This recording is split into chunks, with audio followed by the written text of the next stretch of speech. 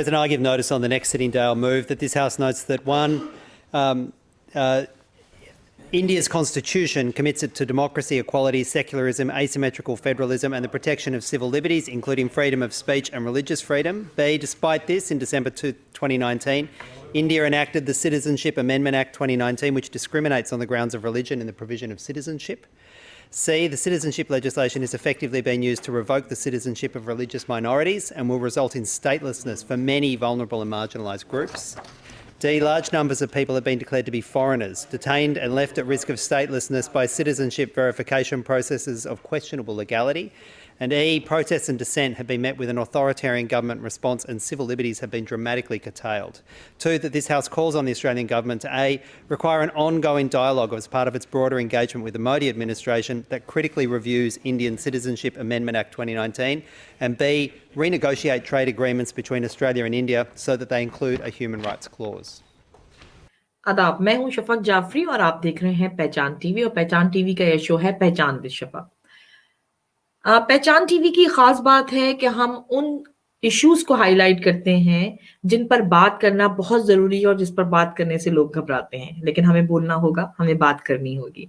आज भी कुछ इसी तरह का एक इशू लेकर हम आपके साथ आए हैं, गुफ्तगू करेंगे और गुफ्तगू करने के लिए हमने जिस अहम शख्सियत को अपने साथ इस वक्त इनवाइट किया है, वो मैं इस वक्त ऑस्ट्रेलिया के शहर सिडनी में बैठी हुई हूँ और वो कैनबरा से शामिल हैं। हम एक अहम मौजू पर बात करेंगे आज और हम जानेंगे कि हम कहाँ खड़े हैं, क्या हकीकत है और हम क्या कर सकते हैं, कैसे चेंज ला सकते हैं। हमारे साथ मौजूद हैं खिजर हयात खान न्याजी साहब, इस वक्त कैनबरा से।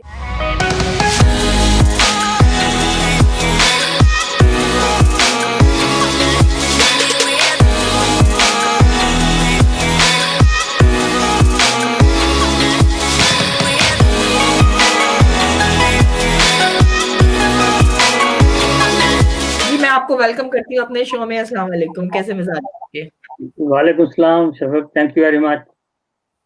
देखिए, आपकी खास बात यह है कि आप एक बहुत सेंसिटिव मैं समझती हूँ कि एक पोस्ट पे रहे हैं। आपको अंदाजा है कि मुख्तलिफ ममालिक के दरमियान जो है राहो रस्म कैसे बढ़ाए जा सकते हैं, हुकूक का ख्याल कैसे रखा जा सकता है। और आपके मैं अक्सर आपके जो है वो फेसबुक स्टेटस भी देखती रहती हूँ, एक गहरी सियासी निगाह है आपकी। तो सर, पहली बात तो मैं आपसे यही पूछना चाहूंगी कि बाज दफा हम समझते हैं सिर्फ सारी जिम्मेदारी जो है वो गवर्नमेंट की है, हुकूक की पासदारी अवाम की करना। आपको नहीं लगता कहीं अवाम का भी कुछ कसूर होता है कि वो अपने राइट्स के लिए आवाज नहीं उठाते, और किस हद तक हमें अपनी आवाज पार्लियामेंट में पहुंचानी चाहिए? अवामी लिहाज से आप क्या कहेंगे सर? थैंक यू शफक, आपने बिल्कुल सही कहा कि यानी हम में टेंडेंसी है कि हम ये कहते हैं कि जी हुकूमत ने हमारे लिए क्या किया, इस हुकूमत ने हमें क्या दिया, हुकूमतों ने मुल्क को क्या दिया। हम में से बहुत कम लोग ये सोचते हैं कि भाई हमने भी क्या कभी कुछ दिया है मुल्क को, कौम को।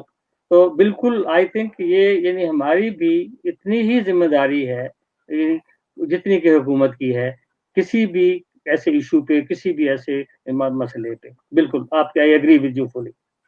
अच्छा, आज जो मैं जिस सेंसिटिव इशू को उठाना चाह रही हूँ, जिस पे बात करना चाह रही हूँ, वो ये है कि हम बहैसियत अवाम या हम जो कम्युनिटी लीडर्स बने हुए होते हैं, हमें कौन से ऐसे इश्यूज हैं जिन पर फौरन अपने रद्द-ए-अमल का इजहार करना चाहिए और हमें अपनी आवाज पार्लियामेंट में पहुंचाने के लिए किस तरह और किस तरीके कार को अपनाना चाहिए। हम जिस मुल्क में बैठे हुए हैं, ऑस्ट्रेलिया, यहाँ पर हम कहते हैं फ्रीडम ऑफ स्पीच भी है, फ्रीडम ऑफ राइट भी है, हम लोग अपनी आवाज पहुंचा सकते हैं पार्लियामेंट में। लेकिन हम क्या करें कि जिनको हम मुंतखब कर लेकर आते हैं, उनको एहसास जिम्मेदारी दिलाने के लिए अवाम को या जो मखसूस ऑर्गेनाइजेशंस होती हैं, उनके जो सरबराह होते हैं, उनको किस तरह अपना रोल अदा करना होता है एक ब्रिज का अवाम के दरमियान और पार्लियामेंटेरियंस के दरमियान।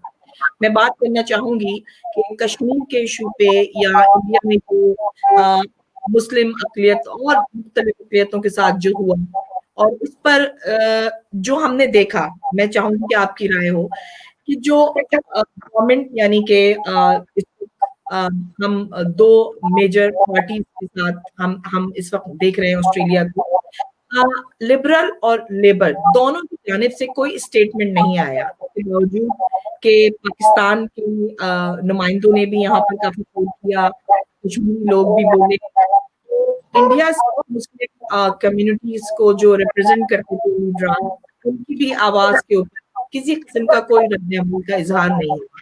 लेकिन हमने देखा जो तीसरी पार्टी है ग्रीन, उनकी जानिब से हमें हमेशा से हमारी बात सुनी गई और हमारी बात पार्लियामेंट में भी उठाई गई, जैसे डेविड शूब्रिज ने, जो मेंबर ऑफ पार्लियामेंट है और ग्रीन पार्टी से जिनका ताल्लुक है, उन्होंने जो अभी लेटेस्ट मोशन पेश किया है उसमें उन्होंने खुलकर इसके खिलाफ एक तरह से रद्द अमल का इजहार किया जो मुस्लिम अक़लियत के साथ इंडिया में हुआ है। सो सर, आप क्या समझते हैं कि जो वोट ज्यादातर मुस्लिम अक्सरियत का है वो तो लेबर पार्टी के साथ होता है, अब कहीं ऐसा तो नहीं कि हम लोग अब इस खौफ में आना शुरू हो गए हैं कि हमारी आवाज, हमारी बात पार्लियामेंट में या पार्लियामेंटेरियन जिनको हम वोट देकर मुंतखब कर रहे हैं इन मुल्कों में भी नहीं सुनते? देखिए, आपकी जो सवाल का जो पहला हिस्सा था, जो आपने शुरू में ये कहा कि हमें किन इश्यूज पे हमें बोलना चाहिए, तो बेसिकली यानी एज सिटीजन्स ऑफ ऑस्ट्रेलिया हम ये देखें कि कौन सी चीज हमारे नेशनल इंटरेस्ट में है। हमें ये देखना चाहिए कि हमारे वैल्यूज क्या हैं, डेमोक्रेटिक वैल्यूज क्या हैं, हमारे प्रिंसिपल्स क्या हैं। अच्छा, उसके ऊपर जब कभी कोई कमी इधर उधर कभी बेशी हो हमें बोलना चाहिए। जब हम ये देखें कि हमने, जैसे आपने कहा कि हमने जिन लोगों को वोट दिया, हमने उनको वोट दिया उनके इलेक्शन के प्रोमिसेस पे दिया। अच्छा, हमने उनको मॉनिटर करना है कि क्या वो जो उन्होंने वादे हमारे साथ किए थे, क्या वो वादे पूरे कर रहे हैं कि नहीं कर रहे हैं। अच्छा, और अगर वो वादे पूरे नहीं कर रहे तो यानी अल्हम्दुलिल्लाह हम एक जमहूरी मुआशरे में रहते हैं, जमहूरी रियासत में रहते हैं। यहाँ हमें बोलने का हक है, क्रिटिसाइज करने का हक है, हमें यहाँ एहतजाज करने का हक है, और ये सब चीजें करने के बाद हमें 4 साल के बाद इलेक्शन में जाके वोट के जरिए अपना जो है वो राय का इजहार करने का हक है।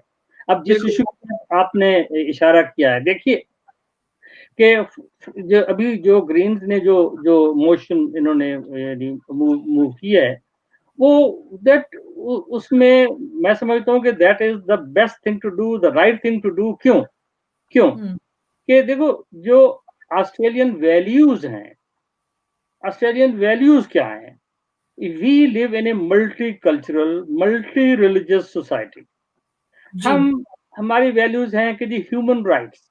अच्छा, और ह्यूमन राइट्स न सिर्फ यहाँ डोमेस्टिकली बल्कि ऑस्ट्रेलिया का एक दुनिया में नाम है कि दुनिया में जहाँ कहीं भी ह्यूमन राइट्स की वायलेशन होती हैं, ऑस्ट्रेलिया ने हमेशा आवाज उठाई है।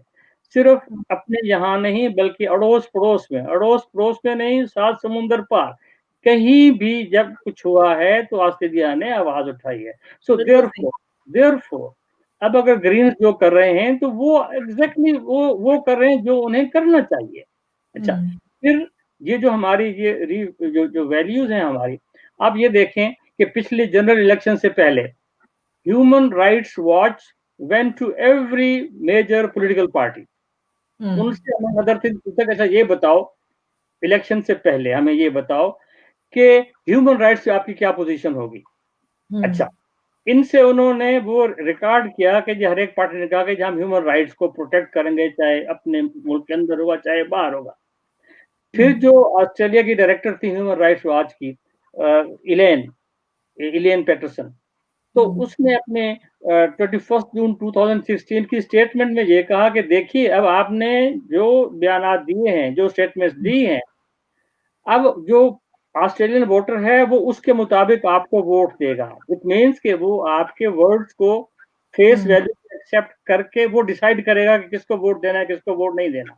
अच्छा, और फिर वो यहाँ तक गई, उन्होंने कहा कि देखिए, बात यहाँ खत्म नहीं हो जाएगी।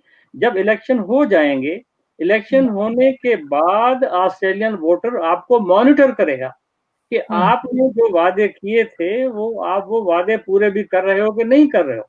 अच्छा, तो अब ग्रीन्स ने ये कर रहे हैं, देखें कि जी अब इलेक्शन से पहले I think this is the time to look back कि जी अब तक क्या हुआ है।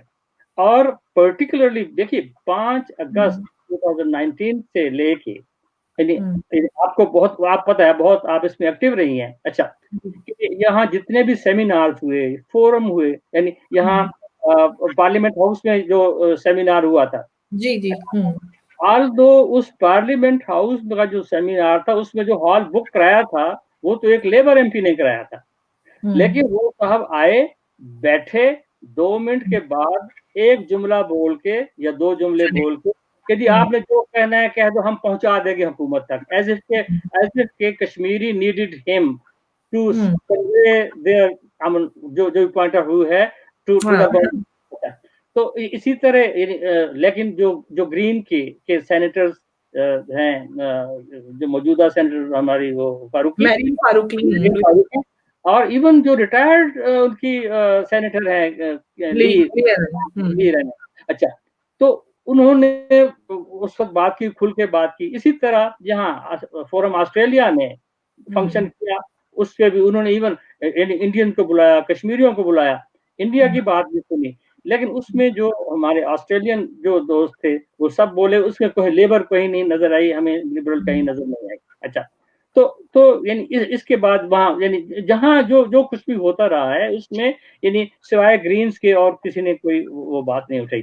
तो अच्छा, और फिर अभी ये जो जिसके ऊपर ये मोशन इन्होंने मूव कर रहे हैं, और ये मतलब दिस इज वेरी लॉजिकल, और इसमें कोई बहुत बड़ी बात भी नहीं कह रहे कि इंडिया के साथ जो हमारा ट्रेड एग्रीमेंट है वो रीनेगोशिएट करें और उसमें आप ये शिक डालें, यानी इसको कंडीशनल करें ह्यूमन राइट्स ऑब्जर्वेशन पे। अच्छा, और उनकी इस बात को जो है, ये जो United Nations commissioner for human rights जो है उसने उनकी उस जो अमेंडमेंट है कॉन्स्टिट्यूशनल क्या है, सिटीजनशिप अमेंडमेंट एक्ट 2019।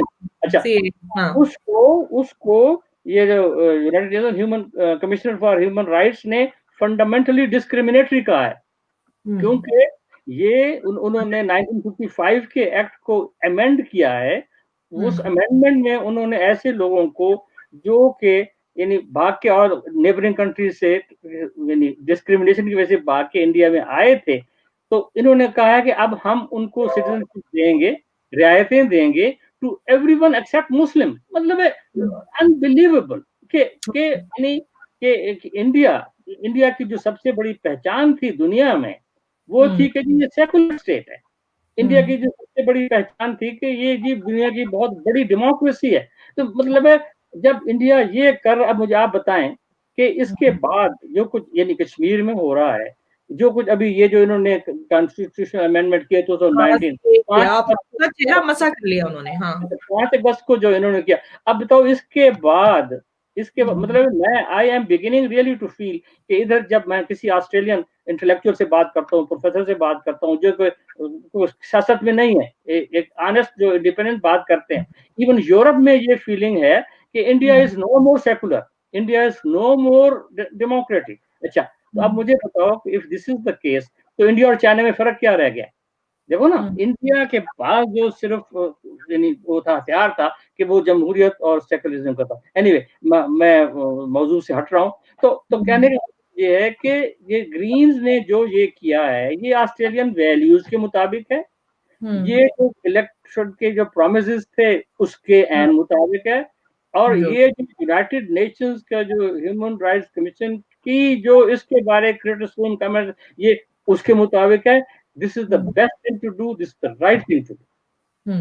अब आप क्या कहना चाहेंगे जो यहाँ पे मुस्लिम अक़लियत है उनसे, जो सारी मुस्लिम एसोसिएशंस हैं, ऑर्गेनाइजेशंस हैं, क्या पैगाम देना चाहेंगे उनको कि उनको अब थोड़ा सा होश के नाखून लेने होंगे, मुत्तहिद होना होगा और मुत्तहिद होकर आवाज उठानी होगी, क्योंकि ये आगे खतरा बनता जा रहा है कि इन मेजर पार्टी का खामोश रहना, तो इसका मतलब है कि इनका ये ज्यादातर अपने वोट बैंक के ऊपर फोकस कर रहे हैं कि इंडिया को सपोर्ट करना है, पाकिस्तान या कश्मीर के इशू को फाइट करना है, फिर ये मुस्लिम अक़लियतों के साथ हो रहा है, फिर सिख बिरादरी का भी कुछ वाकयात हुए हैं हैरिस पार्क में और खालिस्तान का नारा लग गया है।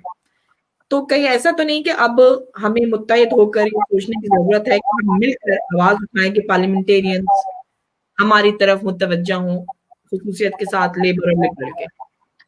देखिए, आपको याद होगा कि जो पार्लियामेंट हाउस में जो पहला सेमिनार किया था कश्मीर कमेटी ने, अच्छा, जी। उसके वो जब जैसे मैंने कहा कि वो लेबर लोग उठ के चले गए, सिवाय ग्रीन्स के कोई नहीं बोला, तो उस सेमिनार के बाद उसी सेमिनार में जो हमारे दो लेबर पार्टी के थे, आई रियली हर्ड देम कि दे वर सो बिटर, दे वर सो क्रिटिकल, दे वर सो डिसअपॉइंटेड।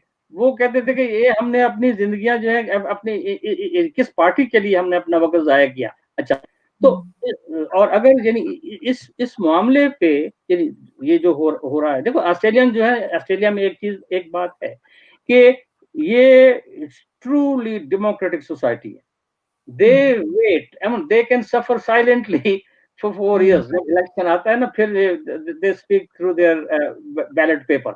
अच्छा, और इससे जो जो मैंने देखा है, यानी मैं सिर्फ के इससे जो हम कह लें, आप इधर जो हमारे एक्सपेट्रिएट कम्युनिटी है, Middle East, West Africa, South Asia, अच्छा, जो उसकी पॉपुलेशन है वो they are very upset about this.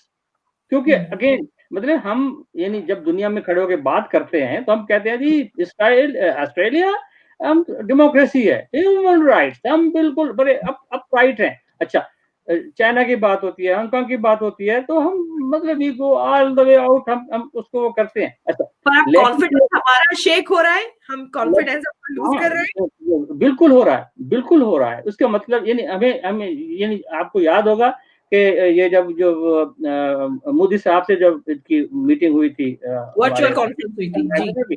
तो I written an open letter to the prime minister, और उसमें मैंने ये कहा था कि देखिए हम हमसे दुनिया की एक्सपेक्टेशन ये है कि हम जो है we should be seen as allies friends of India, not camp followers. मतलब देयर इज अ डिफरेंस कि जो फ्रेंडशिप जो है, फ्रेंडशिप में आप हक की बात करते हैं, बल्कि आप वो बात करते हैं जिससे दोस्त का फायदा हो।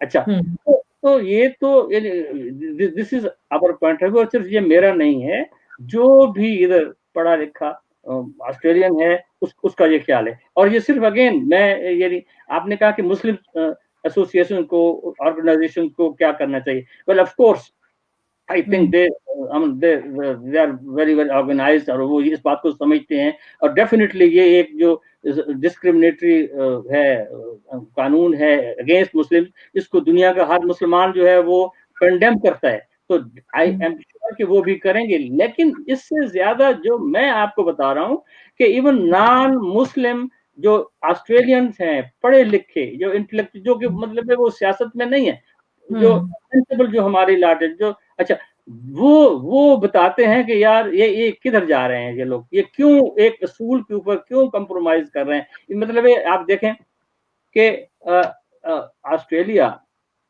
द क्वाड का मेंबर है, चाइना के अगेंस्ट इंडिया को सपोर्ट कर रहा है। अच्छा, तो क्या वो काफी नहीं है? अच्छा, बहुत ज्यादा दोस्ती निभा रहा है। I think that's enough, that's more than enough, we are doing much more कि उनको उधर हम सपोर्ट कर रहे हैं। अच्छा, आल तो उसकी भी इम्प्लीकेशन है, उसकी भी मैं बात करूंगा अगर आप इजाजत देंगी तो। अच्छा, तो क्या हम जब ये कहते हैं कि हांगकांग में ह्यूमन राइट्स वायलेशन हो रही हैं, हम उसको कंडेम करते हैं, हम सब एक उसी ब्रेथ में ये भी कह दें कि दुनिया में जहां कहीं भी ह्यूमन राइट्स वायलेशन होती है हम उसको कंडेम करते हैं, लेकिन यहाँ वो खामोशी इख्तियार कर लेते हैं। वो हम यानी वो, तो इसके लिए मतलब ये है कि we need to have first of all courage, और दूसरा again we need to have diplomatic skills, कि ये है, इसको कहते हैं कि टाइट रोप वॉकिंग, कि इंडिया कुछ दोस्ती है हमारी, हमारे इंटरेस्ट हैं, हम बिल्कुल मतलब है, लेकिन मतलब क्या हम उनकी क्या है, उनकी सर्व से हम मतलब है, why do we have to be afraid of them, why can't we say something which is right principle, जो कि हम फ्रैंकली स्पीकिंग जो कि हमारे खून का हिस्सा है, सोच का हिस्सा है, जो कि हम कहते हैं कि जी इंडिपेंडेंट फ्रीडम, ये व्हाइट मैन्स वर्ड है ये व्हाइट मैन बॉर्डर है कि हमने हक की बात करनी है, सीधा जमहूरियत लानी है, कानून ये अला बला हमने करना है। अच्छा, तो ये तो फिर किताबी बातें हो गई, मतलब हम ऑस्ट्रेलियन पार्लियामेंटेरियंस की जानिब से भी सिर्फ किताबी बातें हो रही हैं, स्पेशली लेबर और लिबरल पार्टी की लीडर्स की तरफ से, और सिर्फ ग्रीन्स ही हमारे हक की बात कर रहे हैं। ये तो बड़ा वाज़ेह सी एक पिक्चर आ रही है। बिल्कुल है, बिल्कुल वाज़ेह। और जैसे मैंने कहा ना कि ये यानी आप कहें, मैं कहूँ, कोई मुस्लिम एसोसिएशन कहे, भाई उसके अलावा ऑस्ट्रेलियंस खुद जो नॉन मुस्लिम है वो कह रहे हैं कि जी हमें ये ह्यूमन राइट्स के बारे में कभी कॉम्प्रोमाइज नहीं करना चाहिए। और अगेन ग्रीन्स जो है ना, उनकी टाइमिंग देखो जी, कि देखो जब से 5 अगस्त हुआ है, हाँ, ये पार्टी, ये लोग आराम से नहीं बैठे हैं। अच्छा, हाँ, they बिल्कुल। have kept the pot boiling। Public hmm, जो भी उनका मतलब है हिम्मत है, अच्छा उसके मुताबिक वो करते रहे। And naturally this is being acknowledge, this is being appreciated. और आप देखेंगे कि अभी यानी जब इलेक्शन आएगा तो आप देखिएगा, मतलब मैं कोई वो तो हम पंडित उम्मीद नहीं करते हैं, मैं आप क्या, आपकी सियासी नजर क्या कहती है कि हम उम्मीद करते हैं कि सेनेट में एक सीट जो है ग्रीन की और बढ़ जानी चाहिए, और बढ़नी है? देखिए, मैं नजूमी तो नहीं हूँ, लेकिन ये फ्रैंकली स्पीकिंग जो मैं पिछले 1 साल से तो देख रहा हूँ कि हाँ, जिस तरह यानी क्यों हम जहाँ कहीं जिस महफिल में भी जाते हैं, जब भी बात होती है तो नेचुरली क्या बात होती है आजकल, चाइना की बात होती है, इंडिया की बात होती है। अच्छा, हाँ, ये बात तो होती है हर कहीं, जब इंडिया की बात होती है तो कश्मीर की बात होती है, इंडिया की बात होती है तो ये मुसलमानों के साथ जो हो रहा है उसकी बात होती है, जब चाइना की बात होती है तो हांगकांग की बात होती है, जब मतलब है तो जो एटलीस्ट मैंने जो देखा है कि उससे ये जो ग्रीन्स की जो एप्रिसिएशन है, जो एडमिरेशन है उनके लिए, जो वो मैं समझता कि यानी आप इसका रिजल्ट देखेंगे। अच्छा, मुझे लगता है ग्रीन्स बहुत बोल्ड स्टेप लेते हैं, बहुत खुल के बोलते हैं, और जो आपने कहा कि ये मतलब वो ह्यूमन राइट्स पे सिर्फ नारे नहीं लगाते बल्कि वो साबित भी करते हैं। दूसरा आपका पॉइंट मुझे बहुत अच्छा लगा कि जो आम ऑस्ट्रेलियन है, जिसका सियासत से ताल्लुक नहीं लेकिन वो एक ट्रू ऑस्ट्रेलियन है, हाँ वो जी, भी ये बात कर रहा है कि ह्यूमन राइट्स वायलेशन हो रही है इंडिया में भी और कश्मीर में भी, और उसके खिलाफ आवाज उठानी चाहिए, जो कि हमारे पार्लियामेंटेरियंस नहीं उठा रहे। तीसरी बात जो आपने कहा है कि दोस्ती बहुत निभा ली चाइना के साथ देकर, तो कहीं ऐसा ना हो कि दोस्ती दोस्ती में हम बहुत ज्यादा ऑस्ट्रेलियंस अपना नुकसान कर लें। तो सर, ये दोस्ती, पहले भी इस पे बात कर चुके हैं, ये दोस्ती जो दिखा रही है ऑस्ट्रेलियन गवर्नमेंट इंडिया के साथ, इसके कुछ मोटे मोटे असबाब क्या हैं, जरा उस पे भी चलते चलते आप बात करें। Trade, business? देखिए, मैं इसको जरा और ज्यादा यानी वाइडर पर्सपेक्टिव में देखता हूँ। अच्छा, वो ये है कि ऑस्ट्रेलिया की जो फॉरेन पॉलिसी का एक जो फंडामेंटल एलिमेंट है वो है कि our alliance with the US. अच्छा, ये बहुत अच्छी बात है, ये हमारी एक बहुत बड़ी स्ट्रेंथ है। ये कि ना, एक सुपर पावर के आपके साथ हो, आप उसके साथ हो तो और आपको को क्या चाहिए। अच्छा, तो सो नेचुरली यानी जो और फिर जो दोस्ती होती है या जो अलायंस होता है वो हिस्सा बकदर जुस्सा होता है। कभी कमजोर और या बड़ा और छोटा जो है वो कभी उस तरह बराबर नहीं हो सकते। एडजस्टमेंट यूजुअली छोटे को करनी होती है। अच्छा, तो हमें यानी ऑस्ट्रेलिया को वो अमेरिका से कंसल्ट करना पड़ता है मेजर इंटरनेशनल इश्यूज पे, मतलब जो हमारी आपने पूछा ना कि क्या कंपल्शंस हैं, क्या लिमिटेशंस हैं। अच्छा, तो हम फिर उस हिसाब से अपने आप को एडजस्ट करते हैं। अब यानी मैं आपको जो एक मजे की बात जो जो मेरे ज़हन में है कि अब America is the only super power today. ठीक है। अच्छा, अब वो अपना उसको जो चाहता है कि वो जितना अरसा लंबा वो यानी सुपर पावर रहे, उसको चैलेंज ना हो। ठीक है। अमेरिका ने और अमेरिका के दोस्तों ने, अमेरिकन मीडिया ने, वेस्टर्न मीडिया ने सारा फोकस कर दिया है चाइना पे कि चाइना इज द चैलेंजर। अच्छा, yes, China is a challenger, but China is not the only challenger. That's आप amazing. फ्यूचर में देखें हाँ, तो India is also a challenger. exactly. India is also a very big challenger. India के आप population देखें, population देखें, उनकी बैकग्राउंड देखें, उनका अच्छा. तो ये एक और फिर जिस तरह अगर ये अभी इन्होंने अपना उसका सत्यानाश कर दिया जमहूरियत का और सेकुलरिज्म, वरना मतलब है अगर इन वैल्यूज के साथ इंडिया चले तो इंडिया इज ए चैलेंजर. अच्छा, अब अमेरिका अगर वो ये चाहता है कि उसके चैलेंजर जो हैं वो जितनी देर से आगे बढ़े, तो अमेरिका ने क्या किया है, ये मेरा व्यू है. अच्छा, उसने कहा कि जी इंडिया को थपकी दो, इसको चाइना के साथ लगा दो. अच्छा, इंडिया चाइना लड़ते रहेंगे. अच्छा, और क्या इंडियन खुश कि हाँ कि ये हम चाइना को ब्लीड कराएंगे. तो भाई कराओगे, अगर चाइना ब्लीड होगा तो आप भी तो ब्लीड होगे. Exactly. अगर चाइना कमजोर होगा तो इंडिया भी तो कमजोर होगा. अच्छा, फायदा किसको होगा? देखे ना, बजाय इसके अब मैं यानी इंडिया को चांस ऑफ द सेंचुरी दिया था जिसने चाइनीज प्रेसिडेंट ने दिसंबर 2018 में.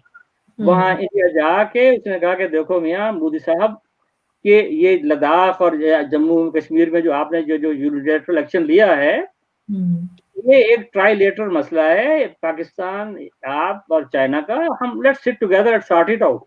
अच्छा, मैं कहूँ कि इंडिया का कोई भी दोस्त होगा वो उसको यही कहता कि बाबा चाइना से लड़ो मत, आप इधर बैठ के मसला हल करो, क्योंकि आपकी मुल्क में गुर्बत है, आपको गरीबी को खत्म करना है, डेवलपमेंट करनी है. आप चाइना से सबक सीखो.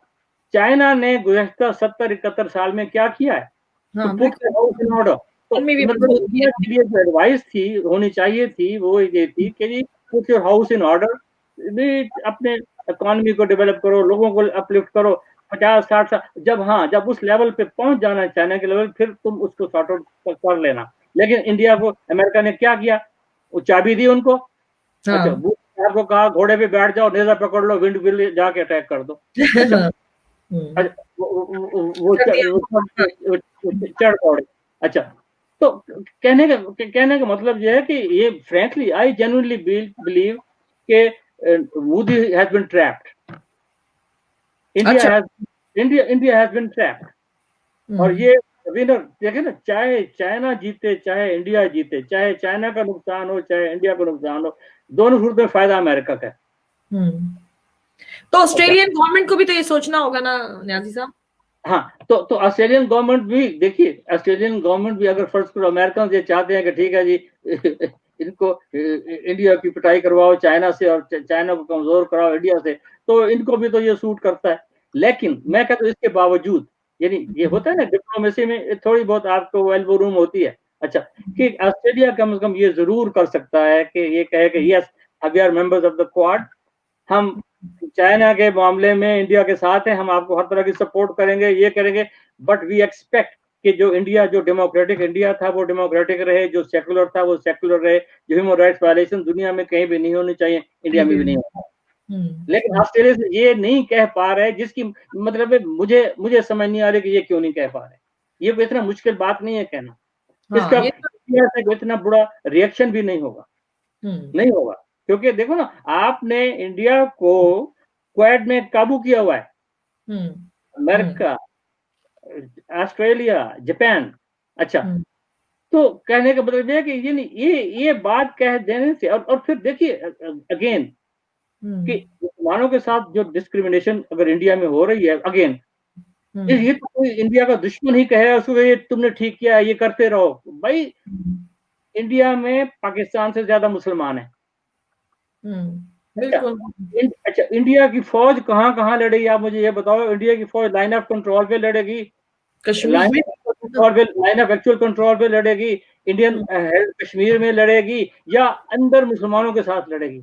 और एक तरफ पाकिस्तान को भी धमकियां दे रही है, तो वहां पे भी खड़ा होना जरा समझे ना. तो बहरहाल जो आपके असल डाइग्रेशन होगी, सॉरी फॉर दैट, के जो ऑस्ट्रेलिया को ये बिल्कुल ह्यूमन राइट्स के ऊपर पोजीशन लेनी चाहिए। और ये जो गवर्नमेंट नहीं ले रही है, इवन जो मेजर लेबर पार्टी है वो नहीं ले रही है, तो मेरा ख्याल है कि उसके जो पॉपुलर सपोर्ट में ज़रूर पड़ेगा, जिसमें कोई शुबा नहीं है। और इसमें सिर्फ यानी मुसलमान नहीं करेंगे, इसमें जो जो पढ़ा लिखा इंटेलेक्चुअल ऑस्ट्रेलियन है, जो नॉन मुस्लिम ऑस्ट्रेलियन है, वो भी इसमें देखना कि they will speak through their vote.